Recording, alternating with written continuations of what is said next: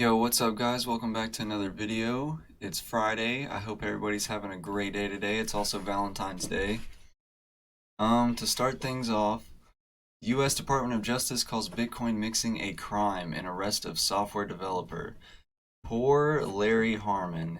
I have just three articles today and then something to kind of talk about this, but they're all regarding the US and I I almost want to move. It's really frustrating. Larry Harmon was arrested earlier this week for allegedly participating in a money laundering conspiracy worth more than 300 million in cryptocurrency involving darknet marketplace Alphabet. However, the family of the Coin Ninja CEO claims he was never involved with Alphabet. So he created Helix, and Helix enabled customers for a fee to send bitcoins to designated recipients in a manner which was designed to conceal and obfuscate the source or owner of the bitcoins. The indictment continues. This type of service is commonly referred to as a Bitcoin mixer or tumbler. And the FBI, it goes on to say that basically the FBI put out and let the whole world know that he probably has more Bitcoin, and having that much Bitcoin is not something you want to let the world know. So now our family, it says right here, Gary said, now our family is getting threatened because the FBI decided to tell the whole world there might be money hidden with us somehow. They have no proof of this, and now they're putting our whole family in danger. Gary said all his brother's assets have been frozen and he was denied bail over flight risk concerns. As such, the family started a GoFundMe campaign for its expenses during the trial. If you guys want to check that out, that is a fundraiser by Margot Harmon, help Larry's wife.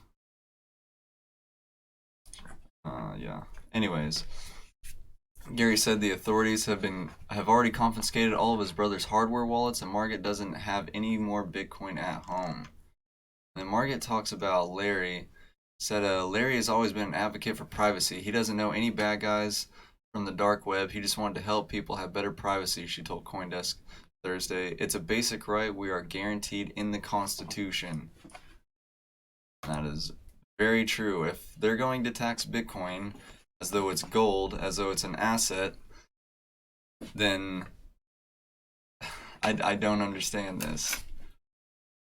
So, I don't know. Anyways, yeah, the courts may decide in this case if the Fourth Amendment actually relates to Bitcoin when it says Americans have the right to be secure in their persons, houses, papers, and effects against unreasonable searches and seizures. Whether or not this includes a right to privacy, generally speaking, is a hotly debated issue among legal experts.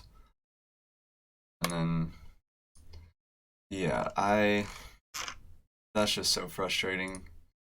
I don't know. Anyways, here, and then I looked up his Bitcoin asset because I was thinking, what people could probably do this with like gold and silver, like just pay things off like that. I mean, that's what the US dollar represents anyway. It's just a promissory note that the government is going to pay you that much gold for that amount of, dollars. Anyways, the US Internal Revenue Service and its counterparts from other countries are mostly on the same page when it comes to treatment of bitcoins. The IRS said that the Bitcoin should be treated as an asset or an intangible property and not a currency, as it is not issued by a central bank of a country. So I don't understand what the deal with that is. I mean, I don't know. Because I mean, there's nothing stopping you from when you go to the store. Sure, you pay taxes and everything, but hold on, let me just go back real quick because Margaret had a really good point.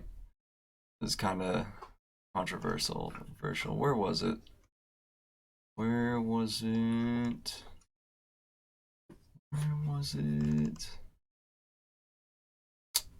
Right here. Margaret said her husband was interested in privacy technology, not criminal activity. She offered the example of queer people who may want to purchase porn or sex products without judgment from conservative family members. I think that, I mean, nobody should have to know how much Bitcoin you're buying, when you bought it, how much you bought it for. It's the same as when you go to the store and buy something. Nobody has to know how much you paid for a gallon of milk, when you bought it, where you bought it. I mean, as long as you pay taxes on it, I don't see what the big deal is. anyways, I don't know. So there's that. Anyways, look out, Cryptoverse blockchain education is just getting started. So they're starting to teach blockchain classes in the US. As blockchain weaves its way deeper into the world economy, more American universities are teaching the technology, offering more courses and expanding delivery methods. Kevin Werbach, a professor and blockchain club mentor at the University of Pennsylvania, told Cointelegraph, even if they aren't pursuing a career in the area, most students aren't confident they can figure it out on their own. Blockchain is just so darn weird. And it is really weird. But employers are demanding more skilled blockchain workers. Businesses, governments, hospitals, and retailers are transforming operations using digital ledgers to share data, create copyrights, collect votes, and even track food, among myriad other uses. So, that is pretty cool. You can probably take a class. I highly doubt they have classes where I'm at. But, yeah. So, this one I thought was really interesting. The U.S. intelligence officials are funding research on dollar-crushing black swan events. This makes me kind of happy. The U.S. Office of the Director of National Intelligence, ODNI, wants to sponsor a postdoc researcher to study what would happen if the U.S. dollar lost its status as the world's reserve currency. In a job listing posted late last year, the agency called for applicants from the U.S. who have a background in economics. The deadline to apply is February 28th. The agency said the research, the first of its kind for the... Sorry, my dog is just always wants to play every time I make a video. The first of its kind for the intelligence community's postdoc program could help the U.S. prepare for black swan events that would threaten the dominance of the dollar. The particular study falls under the purview of the National Counterproliferation Center, a center under ODNI that looks for ways to combat the proliferation of weapons of mass destruction, in part by preventing terrorist financing, according to intelligence officials familiar with the matter. Okay, calm down. The research would be shared broadly within the intelligence community. So, I thought this whole article was super interesting. I mean, how crazy would that be if the US just started pumping out all these regulations on Bitcoin, banning Bitcoin, taxing everything, and they weren't holding any of their own, and then Bitcoin takes over? We would go from doing really good to really bad. Like really bad. We'd be like Venezuela right now. But anyways, I forgot to pull up Coin Codex. So I'll do that real quick. There it is. So Bitcoin has been kind of trending a little sideways. God, it dropped down. When did it drop down? Oh yeah, that was a while ago. Past 24 hours pretty much sideways. We hit this support down here around 10,100 again. We did that a couple days ago too.